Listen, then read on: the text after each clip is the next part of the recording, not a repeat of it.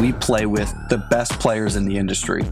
And I know that you get to see in some of the best of the best. Some of the guys who are newer have some of the best ideas because they're not jaded by years and years of problems and issues. It helps me avoid putting the wrong person in the right seat. I want to piggyback off of that, and I'm going to ask you some kind of hard-hitting questions if I can. We don't believe in information, we believe in implementation.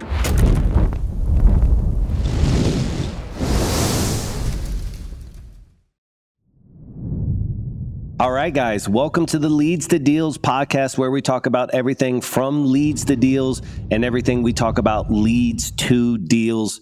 You know, who's this podcast for? It's for you, my listeners, who are looking to better their lives, better their financial situation, and master the art of communication through sales and entrepreneurship to become a multi-millionaire many times over. I know you're going to find tremendous value in today's podcast. So here's what I want you to do. I want you to click that subscribe button. I want you to send me a high five through the computer screen by just hitting the like button or leaving a comment. When you share this video, you're letting me and my guest today know that we brought you tremendous value. Now, today's episode is proudly sponsored by the best data company out there for all things real estate, synergydata.io. Whether you're an investor, wholesaler, mortgage refinance company, or solar sales team, if you cold call, drop mail, you do anything in the REI space, for data, go to synergydata.io. It's only $199 a month for 10,000 free records. And you can even see cool stuff like credit scores, distress flags, everything you need to build a monster list. Now, on today's episode, I'm really happy to bring on somebody I consider to be a friend, somebody I met through business. I've got to learn a lot about their business, and I aspire to model mine after their operations. He's the Chief Marketing Officer at Rise Business Framework. He leads the branding, marketing, design efforts for this company that helps businesses achieve success in any vertical out there. With over 15 years of experiences, he specializes in creating and implementing these campaigns, designed, engaging, everything that he's doing to help scale other people's business and really dive into it. And so with that being said, I want to proudly bring on Brandon McCurdy to the podcast. Thanks for coming on, brother. What's going on, Scott? What's going on, man? I appreciate it. So I guess by even reading my own intro, did I just get lucky with my relationship with Sharper Business that like you actually do more marketing and then they just sent you as the hired gun to me? Yeah, so I started off in the branding and marketing space. And so I had an agency for about 20 years and still do a few things here and there on the branding side. And because of that experience, it kind of bled over into business operating systems and connected with my business partner, Gary Harper, that a lot of people know. And Gary and I kind of teamed up and started building business operating systems and came on and started coaching that space. So I'm kind of the blend between operations and branding and marketing, I guess, is kind of where I live. So for people, for our relationship, you know, how I got to meet you specifically is, you know, I belong to a real estate mastermind called Collective Genius. The alpha, the gorilla, a guy named Phil Green, who's like, you know, he is the pinnacle of where people want to be. One day I'm standing in a hallway, maybe like a year ago, and we're just talking about my business and his business, and I'm sending him leads and everything's perfect. But he was like, hey, man, the one person you need to talk to while you're here is you guys. And so taking that type of recommendation from somebody like him, for him to say, hey, this other company helped me grow my business. It was the single most impactful thing, which was to hire Sharper to come into my business. And that to me is like a master chef pointing to his mentor and being like, no, but that's the guy you actually want to learn from. It meant so much to me. So somehow from there to that equaled you coming out to my office. And so it's been a heck of a journey for us. Can you go into yours a little bit about like how you guys impact what you do, et cetera, et cetera? Yeah, for sure. So Sharper Business Solutions, we implement a business operating system. We use an operating system we built called the Rise Business Framework. Take somebody through all four components of their business. So we use the acronym resources, inspiration, systems, and engagement. And so with you, with Phil, with up to about 3,000 clients right now. This year, I've been in 140 different offices. So implementing business operating systems. I was supposed to be in Columbus, Ohio today, doing this from Columbus, Ohio, and I got fogged in at home. But I'll hit 140 consulting days this year, sitting with companies and implementing business operating systems. Because you and I know this, like in your world, right? The sales guys can bring in a ton of sales. and they can generate a ton of revenue. But it doesn't matter how much money you make, it matters how much money you keep. And so to be able to keep that money, you got to be able to operate the business. And that's where we come in. We help with resources, which we say is time, money, people. We help do things like a predictive index. We do things like help build pro formas out for the business. We help with inspiration, which is most companies have never really thought about their core values, their purpose, their mission, their vision. We build systems. And so we do process mapping. We help set up meeting structure. We help build stoplight reports. And then my favorite is the engagement, which is the world I came from, that branding, marketing, and advertising. And so a lot of our clients, it's very interesting. They have to graduate from phase to phase. You get the people part right, then you get the core values, then you get the systems and processes. And I'm working with a pretty high level client here in a couple of weeks, and we graduated him to engagement. And so I'm going in there and we're just doing branding, marketing, advertising, and sales stuff. So we'd go every single company we go to, we go in for 2 days, build in the whole implementation of the system. And then the thing that makes us different is we come back every single quarter in person and we host their quarterly meetings and we help with their operational meetings. We don't believe in information. We believe in implementation. We're not here to be an information company. We're here to actually make sure that the stuff we preach and teach gets put into the business and it makes it like it's supposed to. I way before I ever got into sales, like my first job out of high school was installing alarms in people's houses. And the thing that I knew on 85% of all the alarms that I installed is that their house had just been broken into within the past week, or they never would have hired. And so I'm curious with you guys, are you going into shit shows a lot where people are like, oh my gosh, something is broken, so we got to go in there and fix it? Or are people being proactive? Like, what's the general, out of 114, how many ever renew clients are you, is the alarm sounding or is it in the future? It's a great question. Most of the time there's pain at some level. So it's just like a sales thing, right? Either the pain is, I have a mess on my hands and I need somebody to come organize it. I always say it like this, is like when you were a kid and your dad be like, here's the extension cord, straighten them out, right? And you'd have to stand there and like unwind the extension cords. That's one client. I don't know, 25%, 30% are maybe in that kind of bucket. The rest have a different pain point, which is they're ready to go to scale. They want to push beyond themselves. A lot of them are, I have to do everything in this company and I'm tired of doing everything. And they could stay where they're at. You know, we believe in the 5 phases of business that Harvard Business Review teaches. They could stay in that perseverance, keep fighting phase where they've kind of made themselves a job, or they can move to a phase where they delegate tasks and they elevate themselves. And that's what we're coming in to do a lot of times, is set up a system where they can teach other people to do the jobs, give them processes, give them procedures, hold them accountable to metrics, and then they can elevate up and they can focus on the things that actually bring in more revenue, drive more results, actually scale the business. I see guys like you, and I can just think about myself and how we adopted to it. But in previous sales histories, I've sold softwares or whatever it may be, or even when you bring in a brand new CRM or a brand new marketing channel or whatever, it's all about user adoption. It doesn't even really matter about what the product or concepts or whatever are. So that's right. Is part of your job when you parachute in and they don't know if you're a demon or an angel, right? All of a sudden the stranger's coming into my office. Is part of your sales psychology or your psychology in communicating is just more adoption, or how do you fight that? Because if you don't win over the hearts and minds, doesn't matter how good your framework is. Absolutely. And that's, I have a extensive background in counseling, and I did a lot of things in a previous life that fit into that space. And so I'm there to collaborate with them. I'm there to help them. If there's any kind of resistance in any way, shape, or form, then I'll stop there and we'll spend a little bit of time teaching and instructing and showing them why this is valuable, why this is important. But I mean, to be candid, I mean, we'll go to offices and a lot of times we'll be there. And as soon as the team realizes there's going to be accountability, there's going to be meetings, there's going to be measurables and metrics to hold them accountable to do their jobs, you get a lot of self-exclusion. In other words, the people will leave themselves because they're not comfortable with that level of accountability being held on them. And that's usually what the owner is looking for, is he wants to know where the pain is and what's going on. And so we bring that to the table. Secondly, a third party usually makes it a lot easier. A lot of times there's there's dynamics there where it's difficult for an owner or leadership to have conversations where I don't know anything. I'm coming in completely fresh and completely blind, and I'm implementing a system.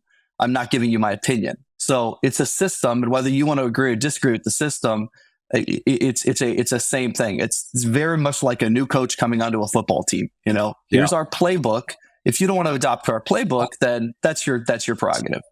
Yeah. I see hearing you even say that. It's like, hey, we're going to have meetings. We're going to do these types of things. But it's the definition changing, because I know what you guys did for our definition of what a meeting meant and that structure, and to be able to have those certain really clear and transparent KPIs, because I thought as a company that we were always, one of our strong suits was accountability, transparency, and numbers. We hadn't, though, figured out a way to structure it in such a capacity that it really allowed insight into every department all at once, and not in this overwhelming, tedious way. And so, like, even for myself, when you guys first came into our business at Lamasu, the call center, it was just like, okay, so now we're going to have more meetings. And it wasn't even really a matter of more meetings. It was it just changed our definition of what the word meeting was, because it gave us a starting point and a destination for every single time that we collaborated together like that. And so that was a big win for us, was changing the definition of some of the same business terms. Yeah. And I mean, the connections between everything, like usually when I go in for 2 days, we'll start on stuff and they'll be like, what does this have to do with our business? And then by the time you give the next layer and the next layer and the next layer, the meeting is connected to the stoplight report, is connected to the process ownership chart, is connected to the key purpose indicators, is connected all the way back to the right people being in the right seats of the business. So when you look at it as a holistic, everything working together, all of a sudden it all starts making a lot more sense versus just, oh, here we are sitting in another meeting, for sure. What percentage of your current clients, without going too granular, would you say are real estate based companies? When Sharper started, we were probably about 85% real estate, which was our bread and butter. Our founder, Gary Harper, that's the space he kind of built all this from. He started in corporate, building out stuff for Fortune 500 companies, and started working in real estate investing back when it was the wild, wild west. Nobody had ever heard of a KPI back then, and he came into a business like that and brought all of that corporate Six Sigma, numbers, process maps, and everything to the REI space, and would go to places like Collective Genius when it was first starting and throw a process map on the wall, and they would all be like, I don't know what that is. And so really had to educate the space, honestly, for several years now. And so that was really our bread and butter. Over the last probably 2 or 3 years, myself, a lot of our other coaches, what helps us, honestly, is we don't have those blinders that sometimes come with the RIA space. Yes. And so that's helped us in that space, but also has opened the door for us to work with people like yourself who are service businesses, restaurants, you name it, dog groomers. I worked with a rebar company the other day that does road construction.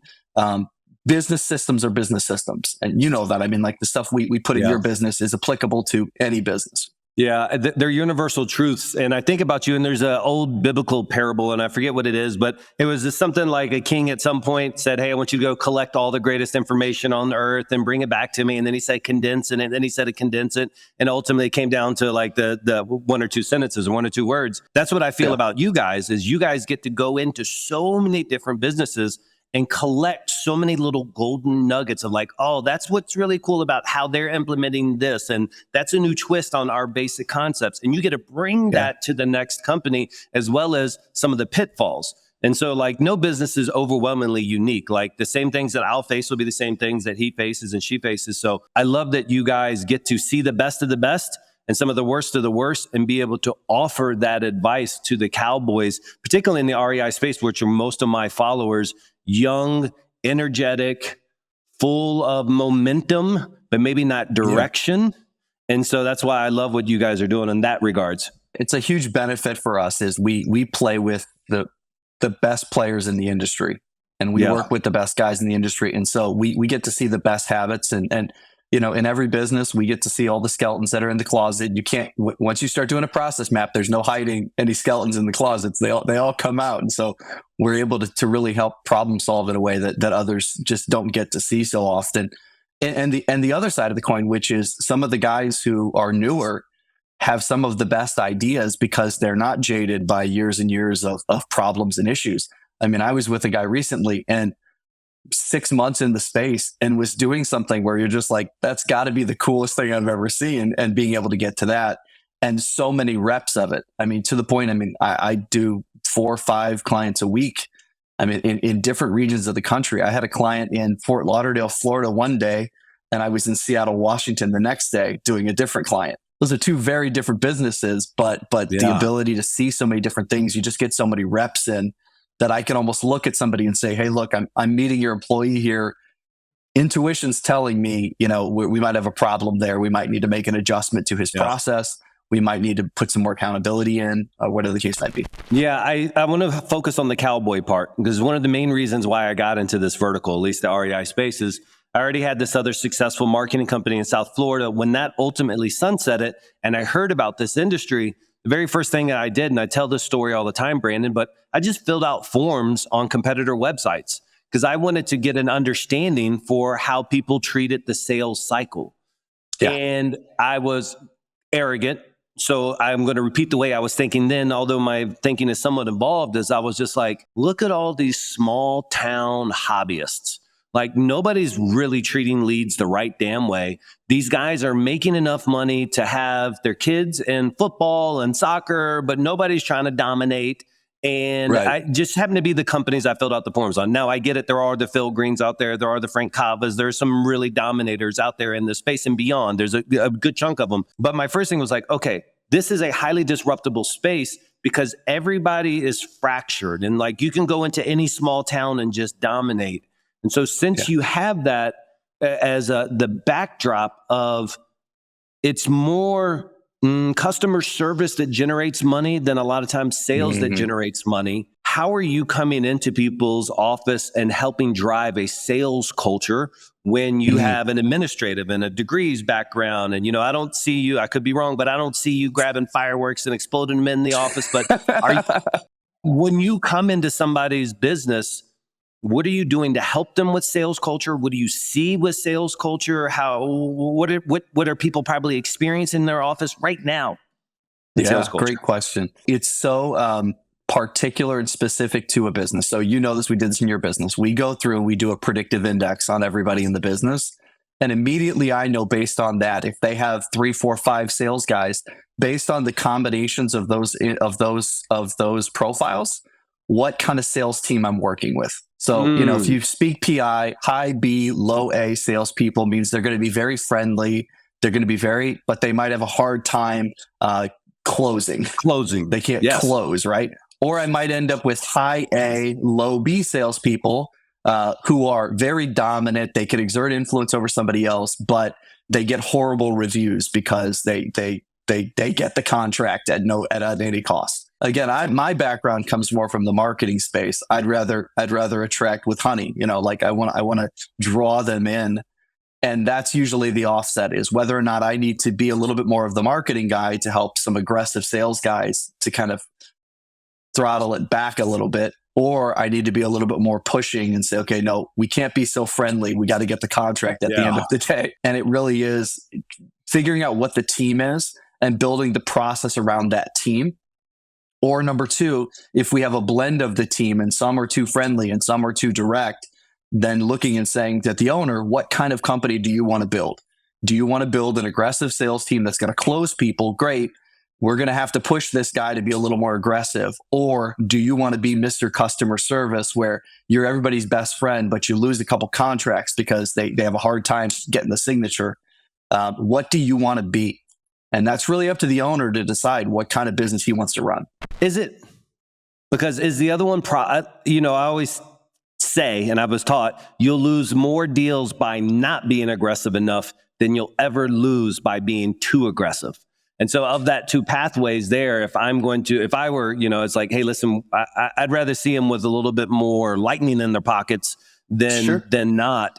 And so that was one of the things when I came into this space, I said, okay, a lot of these successful companies, they have a linchpin closer. And heavens forbid they lose that one producer. And this is like no matter what, 80% of all sales are done by 20% of all the sales agents, right? Like it's just what it is. But in this, when you only have the average wholesaling company maybe has 2 to 6 agents. They have that 1 or 2 people. When they lose that person, it can be absolutely catastrophic for that entire year for that person, because it's not easy to find A+ producers. And I guess what you're saying is that you guys are giving them this PI, this predictive index tool to be able to find more, identify more, et cetera. So for a guy like me who was like, dude, I was hired for every job. I never took a PI tool I never even saw a PI tool till I met you guys. Sell me on why I shouldn't go with my gut on hiring people, et cetera, especially for rock star closers. Yeah. So if you hire me into a real estate business tomorrow, like if I went to one of my clients and said, hey, look, I'm moving to your town. I'm looking for a job. I'd love to come work on your sales team. Okay. I've written 3 sales curriculums in my life. I know how to do it. I understand the process. I know every step along the way. I've literally helped write the scripts for people. Okay. So I get it, but you're going to fire me in about a month because I'll be pretty good and I'll get the sales. But it is not what naturally drives and motivates me. Because if you look at my PI, it says that I'm a high B and a low A, and I'm a high C and I'm a low D. That means I'm way too patient.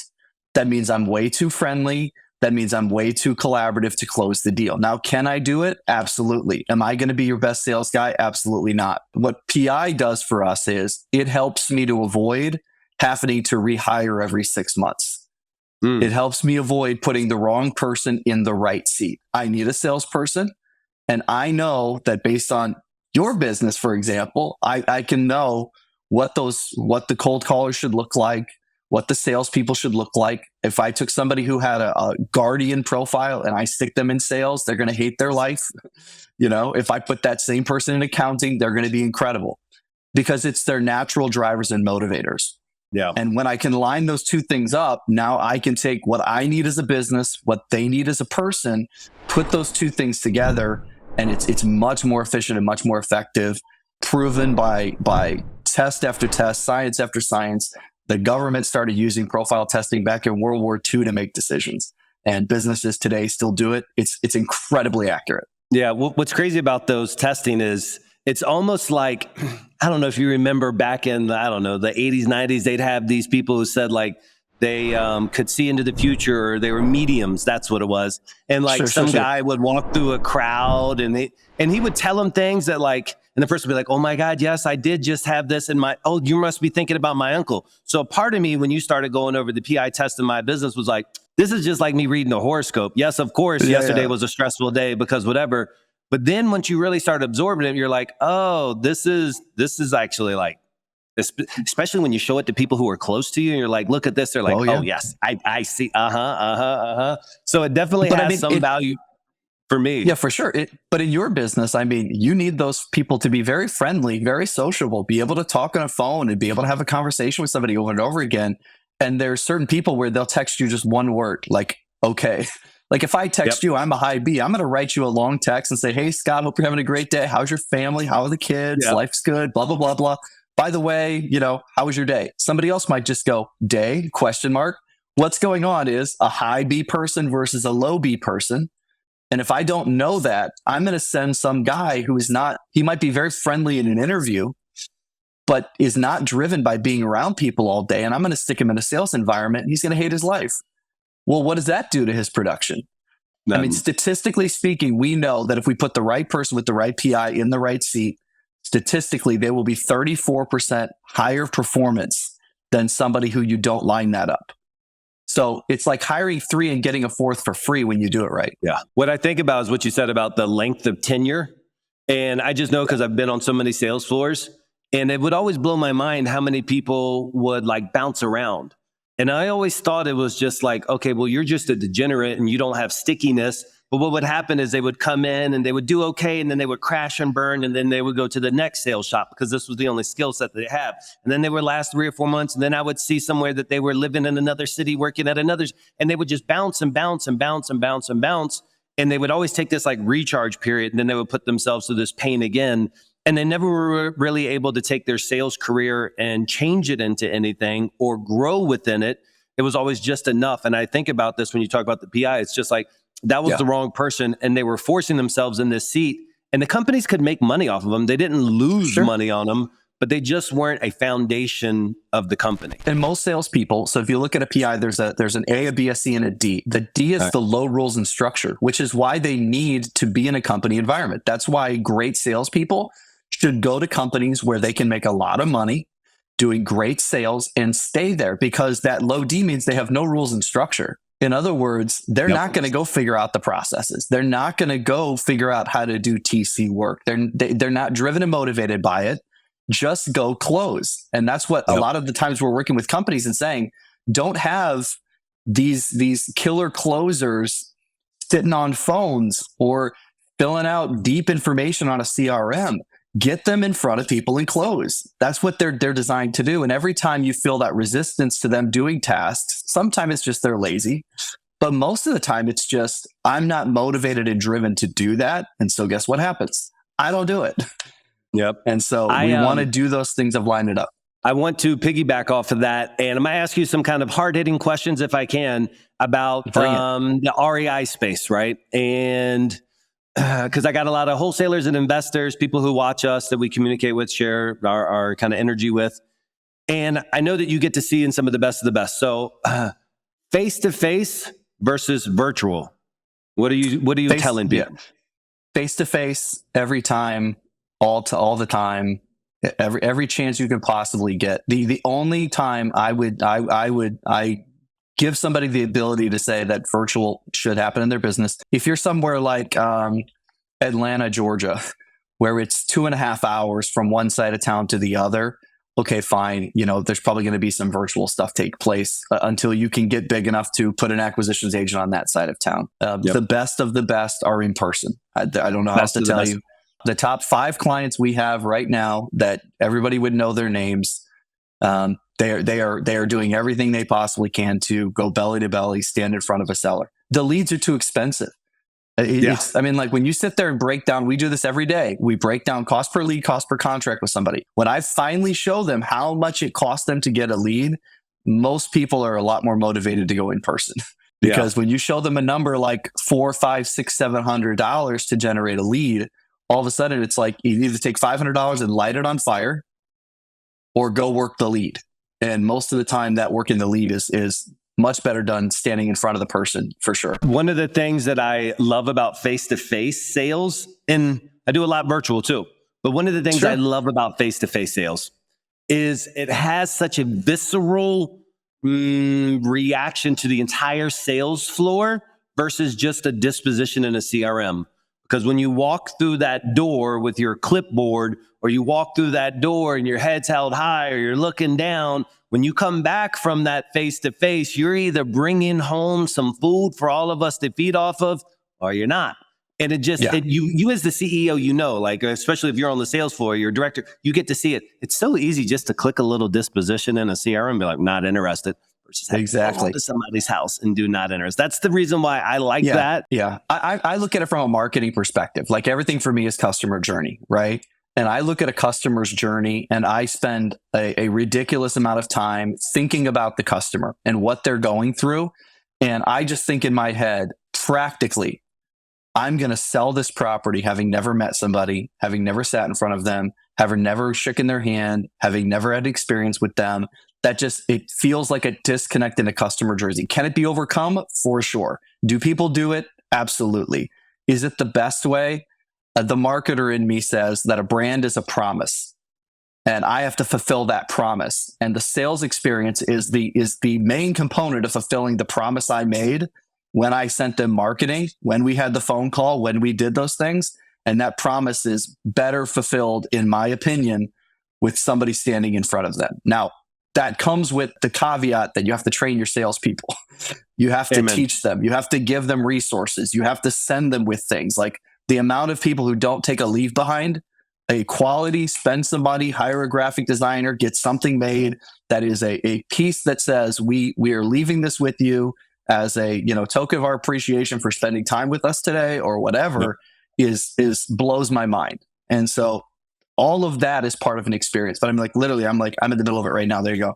Journey mapping playbook. I'm literally in the deeps in right now. I love that. Is understanding the customer's journey. And if we're not doing that, then we end up making short-sighted decisions like, I could probably get him closed out on the phone. Maybe. Is that what's best for the customer though? Yeah. I think about the old Warren Buffett quote, when the tide goes out, you'll see who's naked. And I came into the industry at the kind of the height of the hedge fund craze. And when there was that much more liquidity in market, I'd tell you 85 to 90% of all of my clients were virtual at that stage. And I think there was a lot more maybe resilience in the marketplace, capital, people were free flowing. The iBuyer concept was being spoken about on media. And it was like, we're the Uber for selling homes and you don't need that traditional.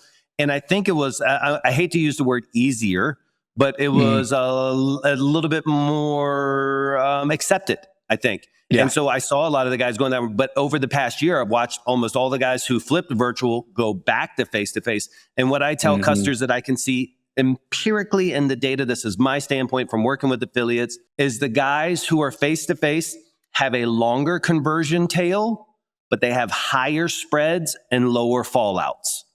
And that's really what it is. It's like the virtual guys, they get the contracts, they have smaller spreads and higher fallouts. So it's just depending on what you want your business model to be. That's right. But I think that if you can go face to face, your closers will treat the leads better than they will do virtually.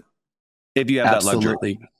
And again, if you are in a virtual environment, it can work. It's a volume game. And I look at everything again through a marketing and branding lens, which says I have to have a relevant differentiation as a company. And if I'm not going in person and I'm just doing virtual, I don't really have any differentiation. The difference between me and the hedge fund calling, it goes away versus me standing in front of you and making a decision. Again, I cannot qualify enough with, you have to train your salespeople. You have to have high quality salespeople going on the appointment. It doesn't matter if you get the at bat, if it's, if he can't swing it, if he can't swing a stick, right? You want to send good people on the appointments, but in that environment, the best players with the best training, with the best people going on an appointment is the gold standard. And I don't know that many would disagree with that, but yeah, I agree. So what about best closer pay structure that you've seen so far out of all these REI guys? Great question. So if you're hiring them on, I like a draw structure to start. So in other words, I like a here's $3,000 a month, a draw on commissions, where we cycle it down though. So we start with it just being a straight salary for the first 30, 60 days. So he trains. I don't want him to starve to death before he gets a deal. And then slowly taking that salary away and turning it into a draw. And then either A, keeping it as a draw on future commissions, or B, dropping the draw and going to a commission plus a small base to cover at least his daily expenses. I know guys that do very well with commission only. I know companies that do very well with it. Here's where the problem comes in. I need them to do certain tasks that don't necessarily turn into that they can't directly correlate to their revenue. So I need them to fill out the CRM. I need them to show up for meetings. I need them to fill out their KPIs. And in their mind, every time I'm not standing in front of a seller, I'm losing money. Yep. So I like a little bit of a base just to be able to say, hey, man, you're going to come to the meetings. You're going to do your job because I'm paying you to do those tasks. And the other 30 hours a week are yours to go close deals and get business. So I like some kind of a mix. If you go straight commission, if you have people, but the other thing that sometimes will happen is guys will get very independent if they're straight commission. And those are the times where people get scared that they're training their competition. Yep. And that happens a lot. That's why I talked about the linchpin closers. A lot of times when you lose that linchpin closers, because the culture isn't there so much that they're on the team and they're literally just collecting and leaving to be competition, if they're you will.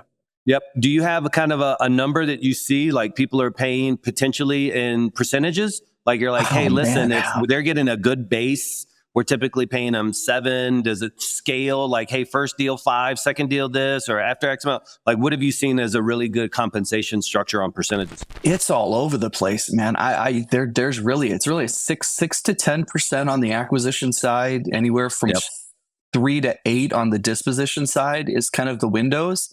And then obviously that all comes down to how much base they're paying. What I tell people to do is I reverse engineer. I look and say, how much do you want an acquisitions agent at your business making? if this guy's not making blank, we would be worried that he's probably not getting enough. And they're going to tell me he needs to make 150,000 a year. Okay, cool.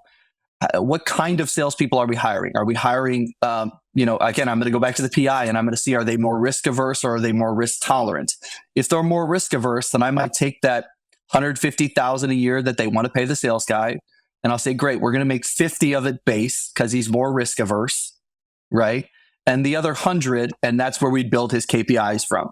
How is he going to make $100,000 this year? Bang, bang, bang, bang, bang, bang, bang. This is the baseline for him.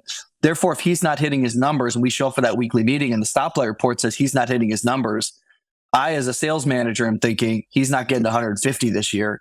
And if he doesn't get to 150, he's going to be very dissatisfied. So I reverse engineer from what should a salesperson in my business make and then work my way back from there. I've seen the sliding scale work a few times with guys where it's if you get to this contract, you go up. That's a car sales thing. Obviously, get to the end of the month and hit your bonuses and all of that. It varies. You see guys where it works really well. I see other times where it just creates a lot of laziness early in the month or, before they hit their numbers. And then they all of a sudden, they're all working 20 hours at the end of the month. I don't like that kind of volatility. Personally, I wouldn't do it that way, but I know guys who do it and it works well. So I'm not knocking on it. I use it in my business, and what I see is it works well and it also can hurt too, because what ends up happening is people who can't hit that metric by the end of the month, they just check out. And so like if they're not on target and like you can get that extra push, if not, then boom, they just check out. It's like, there's no way I'll hit my numbers for that second bonus pool this month. Let me hold and harvest these leads until next month, and I'll just pick that. I'll set that call back for next month when I can get in this other business pool. So there's definitely some fire with it. Let me throw on that one more. On a younger acquisitions agent, I'm going to put more process indicators versus performance indicators for their bonus structures. In other words, follow up. Like, did you do your follow up? Did you go on the appointments? Did you attend every appointment you were scheduled on? Did you fill out your reporting? And when they're early, I want them doing the process. As I train them and they become professionals, now I can say, okay, now I'm going to measure you on performance. And so that's just a little nuance there. Those junior agents, they may or may not close right away, but at least the processes they're doing, they can do the work. The outcomes is what comes when you become a professional. Have you been helping people do the conversion from virtual back to face-to-face? Have you experienced any of that in the past year or taken them for the first time face-to-face? Yeah, I mean, we went through COVID with our clients. I mean, we do quarterly meetings now. We were doing literally weekly planning sessions with every client virtually. And then it was that toggle between how much can we be in person and how much are we going to have to be over the phones. And so, yeah, we've walked that road with all of our clients for the last 5 years now, of playing between those two, and whether it's a hybrid model or whether it's, shifted completely to in person. I had a guy who signed up for my services. He starts in January. So he starts just in a few days. And I asked him, say, hey man, what's your exit strategies? Cause that's how I like to dig in and understand. And he was like, dude, I'm primarily wholesale. And I was like, to be honest with you, you're the first person I've heard that from in like 6-8 months, man. It's like, from whatever, I don't get anybody who's primary. Now he was in a very tertiary market and he was dominating. And I figured that probably had something to do with it. But right now, what are you seeing for the wholesalers and investors? Are you seeing people pivot more to wholesaling because the market's so distressed and accelerated? Or are you seeing people having to, take more down to be successful? Yeah, it's an interesting insight because we went for a long time there where everybody was wholesaling, and then all of a sudden, they want those higher clicks when they flip them. Yeah. But then they messed up their cash conversion cycle because then it took them, they weren't good at construction. So they were going 120, 150 days cash conversion cycles on the flips. So that messed everybody up for a while there. I mean, it was funny. It was an interesting insight. 2023, everybody bought a bunch of stuff at the end of 23. They started flipping it in 24. So Q1 and Q2 of 24 were like, everybody was cash poor. And then all of a sudden their flips all got finished and it all came back in. It was really funny. I went to 5-6 offices in a row that had that same story. So a lot of them got scared and went, no, we're just going to wholesale. Just focus on the wholesaling. Forget everything else. Just wholesale for now. I feel like it's warming back up the other way where guys are wanting to flip. The mistake, it's a mistake. I don't know if it's a mistake. It's just something that's kind of an interesting insight. They'll take the worst deal for themselves and try to flip it. And so they'll lose, a lot of the juice that should be there by wholesaling it off to somebody else. So let's say, for example, they could get a $15,000 spread on the wholesale. They're selling that one out and keeping the one that was really, really close as to whether they should have taken it down or not in the first place, and then flipping it for themselves. And that's fine. It's a good strategy, but it does really do a horrible weight on your operations when they're that thin. So you end up getting 15,000 spread on a wholesale and 20,000 on a flip. And you'll be like, well, that doesn't make any sense. And they'll be like, well, we probably shouldn't have taken it in the first place. So that's where I'm looking at them and saying, hey, let's take one of the winners, the $15,000, $20,000 spread winner. Let's flip that guy. And let's not mess around with this one that was close that you probably shouldn't have done in the first place that ended up messing up your operations for 3 months anyway. And let's just be a little bit more cautious about what we take down. Yeah, I think when I see people who only have one trick pony, right, and it's just wholesale, those are the guys that really concern me, because it's like right now I want to know that you, as one of my clients, that you can take down properties, that you can wholesale, maybe novation as well too. But I think you have to be diversified. I entered this market during its like peak. And I've just seen the constraints happen. And I see what the successful people, guys and gals, are doing. And they really do have multiple exit strategies. And what's crazy is the amount of properties that we send over to people that have exceptionally high like rent rates compared to asking prices. And they haven't mastered yet, like how to actually get hard money or how to get a DSCR loan. And it's just like, man, these tools you need to have in your bag, because you have a rock star. Like when I send over a lead and I know their motivation and I know their asking price and I know what they're collecting in a tenant, I'm like, my gosh, this is a rock star. And what ends up happening is they just wholesale it for 10 to 12,000 if they do, and they may not because their dispo process is broke. So anyways, I think it's more important than ever, at least what I've observed, is that they can do more than just wholesale. Yeah, I feel like that resetting every quarter is critical, because if it's a season of we're just going to wholesale for this quarter because we need to get some cash in the bank, awesome. What are we doing next quarter? What are we doing next quarter? What are we doing next quarter? That's where I want to reset every quarter. Yeah, let's talk about financial reports for a second. A new guy, they're getting startup. I'm sure right now they're just running off Excel and watered down QuickBooks, something along those lines. What do you think, as the CEO, the most important financial report that they have is? It's a simple, and here's the key word, a simple pro forma.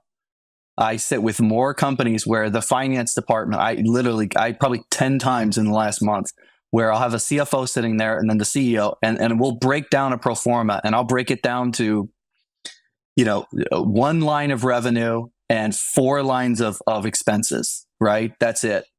And the finance department will go, well, we've been providing that for him for 2 years. And then they'll show me the report and it's 10 pages long. And I'm like, this is the problem. He does not want to see this.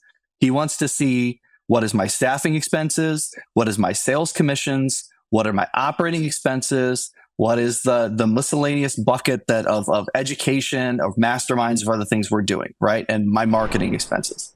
That's it. I need 5 lines and I need a revenue line. And then every month we're going to take what we budgeted. And so you're going to do it today. It's December 27th.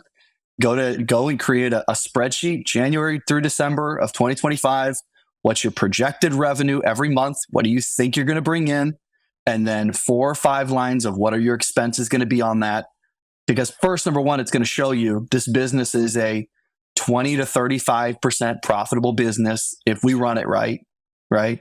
And then I'm going to come back to it every month and I'm going to say, this month we missed our projections or we're on projection. And then I'm going to take and scale the rest of the year based on whether I hit or didn't hit that goal. If I was supposed to make $100,000 this month and I made 90, great. Where are we finding the other 10 in February through December? I mean, I have an 18-year-old daughter who opened up a store. First thing I did with her, pro forma. That business has got to make sense on paper, right? You got to give me January through December. How much are you going to sell? She, we did it. She ran about a 22% profit business this year. She's going to take home about $15,000 in profit at the end of the year, right? But at least I can see it, and every month I know whether she's on track or off track. When you have these guys and you're setting the 3 years or 5 year goals with them, and then after Q1 or Q2, all of a sudden you realize like, hey, realistically, and sometimes I'm sure you have to be the bearer of like reality, you're just not going to hit it. Sure. How long do you allow them to run that negative, like, hey, we're down this much, hey, we're down this much, hey, we're down this much, before you just reset that 3 or 5 year projection? It depends. And this is where it comes into a little bit of experience to know when to push and when to pull. I wish I could tell you there was a simple answer that it says, okay, every year we're going to say, you don't get to go for that goal anymore, or whatever the case might be. I'm really looking at the leader of the business and what he needs to lift him up or push him on, right? I've got guys where those 5-year goals are, you could just see it on their face. And I wish I could tell you there was, was a tell. I don't think there is. You just have to have enough experience to do it. There's just something about them where you're like, this goal is depressing them. It's hurting them versus leading them on. I've done it this year a lot of resetting and saying, okay, I know we wanted to make $100 million at this point, but let's step it out. Do you want to be running a team of 50 people? Do you want to take on the risk of, if you're going to make $100 million, that means you're probably going to have about $75 million in expenses. Do you want $75 million hanging over your head? And you just see it on their face that either A, yes, I'm ready to go. Like, let's go to war. Or B, you know what? I'm in a different season of my life. I want more time with my family. I want more time with my kids.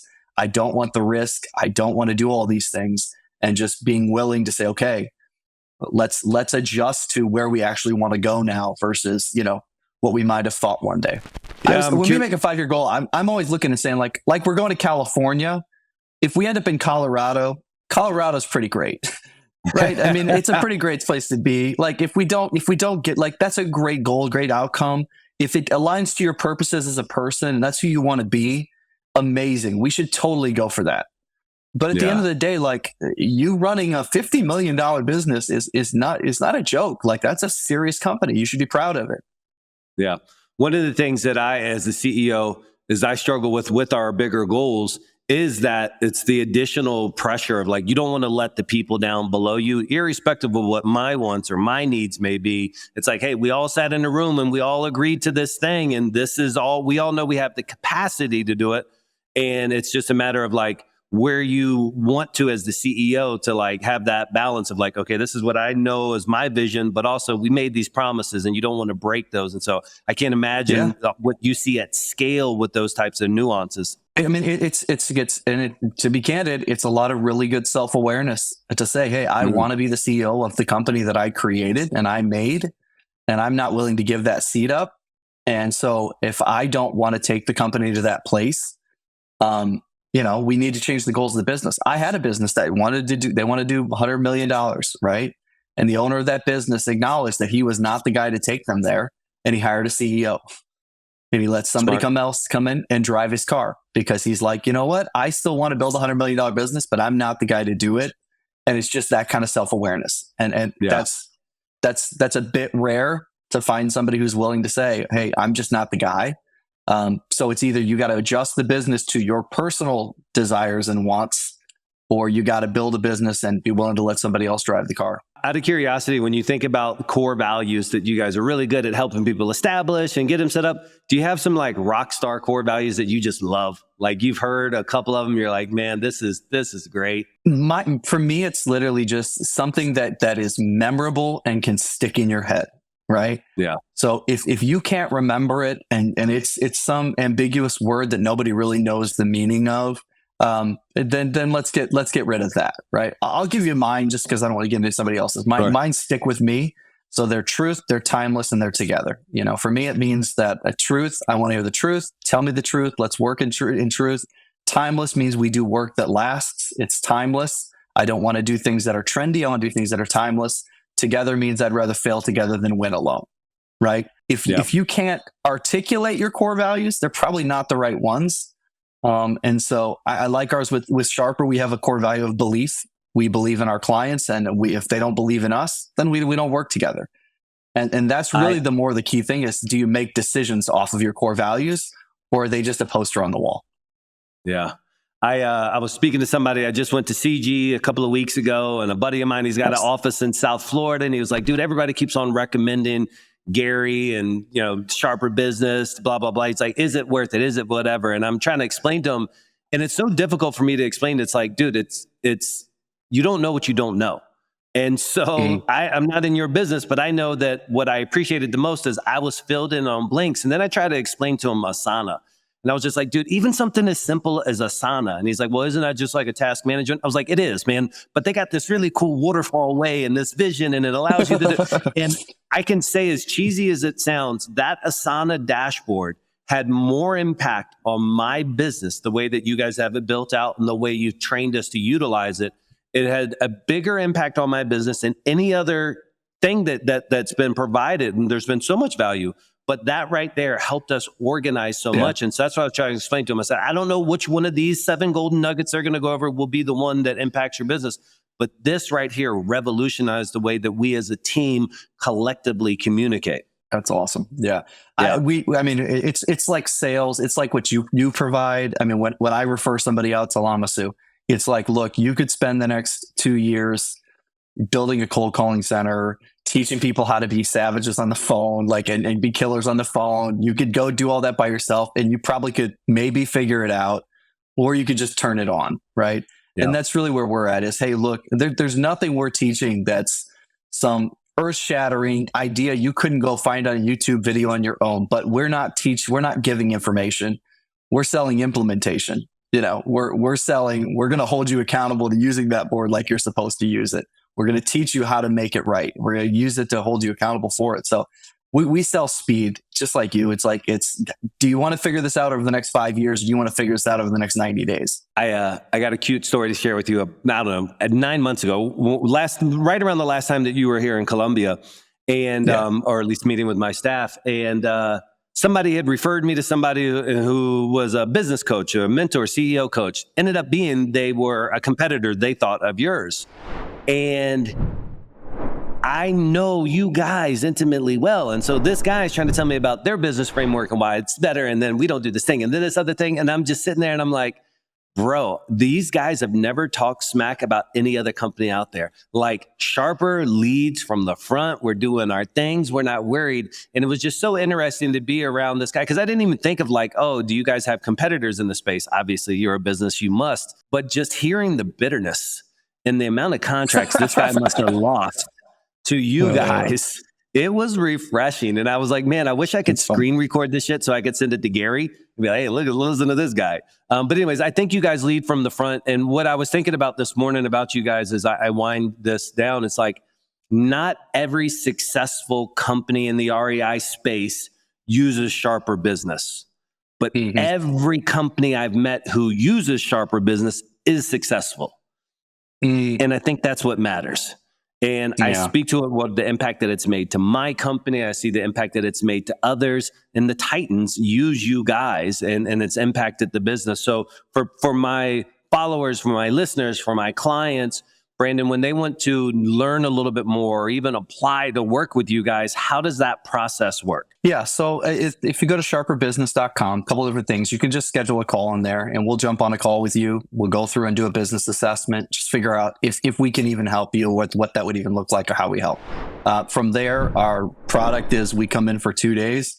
We do a 2 full day implementation. Again, it's our relevant differentiation. It's what we do that nobody else will do is we will get on an airplane. We will fly to Colombia. We will sit in your office. I don't feel confident asking you to do something I'm not willing to sit there and do. We'll come stay at the house, Scott. We'll sit by the pool. And I will not cold plunge, but I will tell you, hey, just a little insight for you. Nobody plays their music louder at 5 o'clock in the morning to hit the gym than Scott Morrison's band. This thing, it was like an Aerosmith concert at like 5 a.m. I'm like, let's go. Here we go. But we come to the house, we sit across the table from you, and we work on the business together. I think that's big because your team, they need to see us to buy into what we're doing anyway. Yeah. Doing it over Zoom, it's difficult. But we come to the office and then we hold accountable to meeting structure. We document all your processes. We come back every quarter. We host your quarterly meetings. We have CSOs, none of which have run anything smaller than an 8-figure business, who meet with you every other week to help you run your business. So we are an implementation company. We're not an information company. We believe in coaches. We don't believe in courses. And so that's why we come to the business and we sit alongside with the business owner. So that's what you can do. Go to sharperbusiness.com. You can hit me up anywhere along the way. And Again, we love working with anybody in any business space. Obviously, the real estate space is kind of our bread and butter. But man, whatever the business is, I got a guy in a few weeks here. He's got 7 different companies, all in completely different verticals. And man, those are fun because you get in there and you get to see all the different nuances and how they're running and what they're doing. So it's exciting. Yeah, I think it can't be said enough. Having a third party come into your business and be that independent voice, it opened up communication between our teams that I didn't even know was possible or needed. And having that person come in with some sage advice and not being pushy, but being, a light, if you will, shining into different parts of the business was a major impact and continues to be an impact in our business. And so I just wanted to bring you on, man, because I know there's a lot of young men and women out there that kind of needed to hear some of this stuff, but really could have a use for that type of strategic partner, if you will, in their business, that type of coach, et cetera, et cetera. So everybody go to sharperbusiness.com. That's the webpage that they go to? That's it. And there's a business assessment on there you can take, and it'll take you all of, 5 minutes to take a quick business assessment. If you've never taken a predictive index, you can shoot us an email. We'll get you a predictive index to take, and anything we can do to help. There's a ton of free resources on there. There's a 56 video series on marketing on there you can get for free. There's some leadership courses, all sorts of stuff. So however we can help, we're here for it. Cool. All right. I appreciate it, Brandon. Thanks for coming on here, man. Go enjoy. Are you flying to Ohio now tomorrow or later today? When do you go? No, I'm going to drive now. I'm going to drive to Columbus, Ohio. So from Cedar Rapids, Iowa to Columbus, Ohio on Sunday night. Do the client on Monday, and then I'm off till the beginning of the year, and then I go to Tennessee to work with one of my favorite companies for 3 days, and then I go to Fresno, California to work with a company there, and yeah, man. Cool. And then I'm going to Ireland. We just got a client in Ireland, so I'm flying over to Ireland in February to work with them. I worked with a team in Egypt just the other day, and all over the world, man. We're trying to make a difference. You guys are making a tremendous impact on the industry. God bless you. Godspeed, brother. All right, Scott. Awesome. Great Have to see a good you. one, man. Thanks for your time. You too. Bye-bye.